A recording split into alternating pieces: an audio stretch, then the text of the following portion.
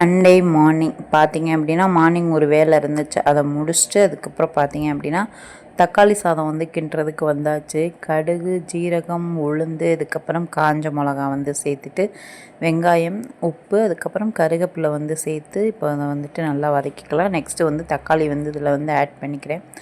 தக்காளி சேர்த்துட்டு அதுக்கப்புறம் பார்த்தீங்க அப்படின்னா இதில் வந்துட்டு கரம் மசாலா தூள் மட்டும் நான் வந்து சேர்த்துக்கிட்டேன்.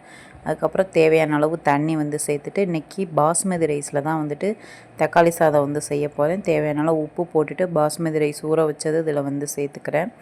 சேர்த்துட்டு அதுக்கப்புறம் ஒரு கொதி வந்ததுக்கப்புறம் தம்மில் வந்து நம்ம வந்து போட்டு விட்டுடலாம். இதுக்கு சைடிஷாக வந்துட்டு உருளைக்கிழங்கு தான் வந்துட்டு செய்ய போகிறேன்.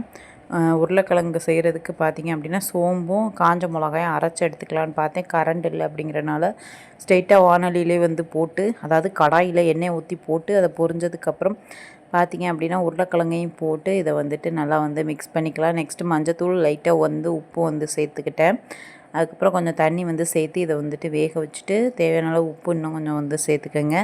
அதுக்கப்புறம் வந்துட்டு கொஞ்சமாக வந்துட்டு பட்டாணி வந்து சேர்த்துக்கிட்டேன். ஃப்ரோசன் பட்டாணி வந்து சேர்த்துட்டு செம வெயில், எது இருக்கோ இல்லையோ இந்த வெயிலுக்கு தண்ணி இல்லை அப்படின்னா நேர பரலோகம்தான். சாப்பாடு இருந்தாலும் சரி இல்லாட்டி சரி, ஆனால் தண்ணி இல்லாமல் நம்ம உயிர் வாழவே முடியாது அப்படிங்கிற மாதிரி வந்துட்டு இப்போ வெயில் வந்து போட்டுட்ருக்கு. லாஸ்ட்டாக பூண்டு வந்து இடித்து போட்டுட்டு அதுக்கப்புறம் பார்த்திங்க அப்படின்னா தக்காளி சாதம் வந்துட்டு ரெடி ஆயிடுச்சு. தம்மில் வந்து போட்டேன். நல்லா உதிரி உதிரியாகவே வந்து வந்துருந்துச்சு. அதுக்கப்புறம் செம பசி, எடுங்கடா பிளேட்டை போடுங்கடா சாப்பாடை அப்படின்னு சொல்லிட்டு அதுக்கப்புறம் பிளேட்டில் போட்டு நான் வந்துட்டு சாப்பிட போயாச்சு.